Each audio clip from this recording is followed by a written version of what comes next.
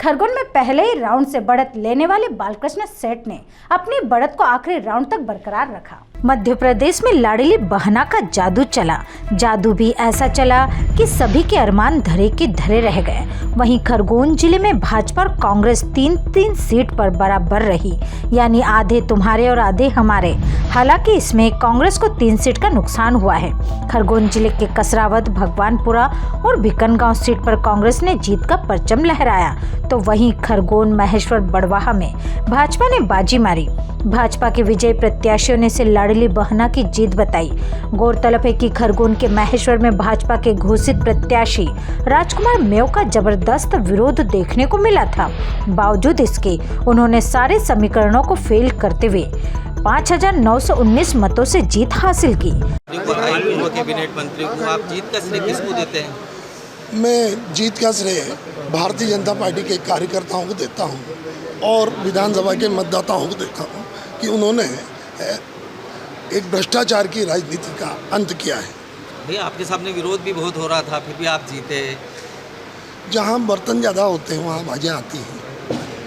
मुख्यमंत्री की लाडली बहना योजना का लाभ मिला हमें? बिल्कुल, सीएम साहब की सारी योजनाओं का लाभ मिला है, विशेषकर लाडली बहना की योजना का भी लाभ मिला है। कसरावद में भी मुकाबला रोचक देखने को मिला, लेकिन यहां पर आखिरकार सचिन यादव ने 5,672 वोट से जीत हासिल की।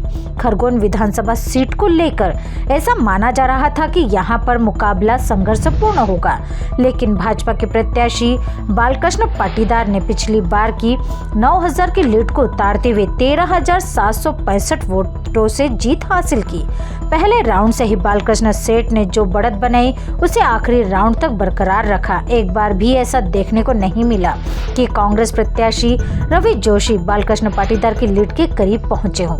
हालांकि 10वें और 11वें राउंड में लीड कम जरूर हुई, लेकिन 11वें और 12वें राउंड प्रारंभ होते ही लीड फिर बढ़ गई और आखिरकार बालकृष्ण पाटीदार ने दूसरी बार रवि जोशी को हराकर जीत हासिल की। सेठ की जीत की खुशी में खरगोन में विजय जुलूस निकाला गया। ऐसी उम्मीद लगाई जा रही है कि बालकृष्ण सेठ प्रदेश सरकार में फिर से मंत्री बनेंगे और निमाड़ का नेतृत्व करेंगे। भिकनगांव में भारतीय जनता पार्टी की नंदा ब्राह्मणे और कांग्रेस की जुमा सोलंकी के बीच काफी कश्मकश चले मुकाबले में जुमा सोलंकी ने 603 वोट से जीत हासिल की। कुल मिलाकर देखा जाए तो खरगोन जिले का मुकाबला 50-50 रहा। पूरी जनता को और मेरी जीत के लिए मैं खरगोन की जनता को बहुत बहुत बधाई देता हूं और भारतीय जनता पार्टी के सारे जितने कार्यकर्ता हैं उनको भी इस जीत की बधाई देता हूं। उन सब सारी जनता का भी धन्यवाद करता हूं कि उन्होंने ज़बरदस्त इस चुनाव में सहयोग किया है भारतीय जनता पार्टी को, और ये भारतीय जनता पार्टी की अभूतपूर्व जीत है, ऐतिहासिक जीत है। लाडली बहना फैक्टर भी था, पीएम आवास योजना, पीएम अन्न योजना का भी देखा जाए तो फैक्टर सामने आया है। निश्चित रूप से सारी योजनाएं, जितने लोक कल्याणकारी योजनाएं थी, विकास की योजनाएं थी, उन सारी योजनाओं का ही तो ये प्रसाद है। ये जनता ने जो भारतीय जनता पार्टी को दी, इतने बड़े पैमाने पर 160 से ऊपर सीटें भाजपा की आ रही है और 5वीं बार भारतीय जनता पार्टी की मध्य प्रदेश में सरकार आ रही है, तो ये जनता का विश्वास ही तो है भारतीय जनता पार्टी के साथ। इसलिए भारतीय जनता पार्टी के नेता, चाहे हमारे प्रधानमंत्री जी हों या हमारे मुख्यमंत्री जी शिवराज सिंह जी हों, ये जो बोलते हैं वो करते हैं और इसलिए जनता इन पर भरोसा करती है। भारतीय जनता पार्टी पर जनता का अटूट भरोसा है और इसका प्रमाण है ये चुनाव। 5 साल बाद फिर आपको खरगोन की जनता ने मौका दिया है। कुंदन सौंदर्यीकरण को लेकर आपने हरी की पेड़ बनाने को कहा था, एक बार फिर खरगोनवासी नाव देखेंगे? बिल्कुल, अभी देख रहे हैं ना, नाव है और उसकी झलक तो दिख ही रही है। बाकी जो अधूरा काम है उसको हम पूरा करेंगे।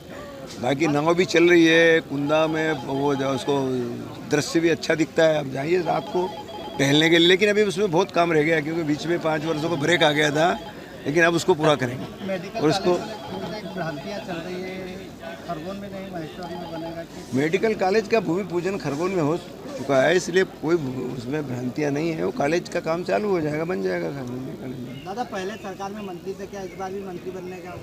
ये पार्टी तय करती है, ये हम लोग तय नहीं करते। पार्टी तय करती है किसको क्या दायित्व देना, ये पार्टी का विषय है। Bureau report, Khargone.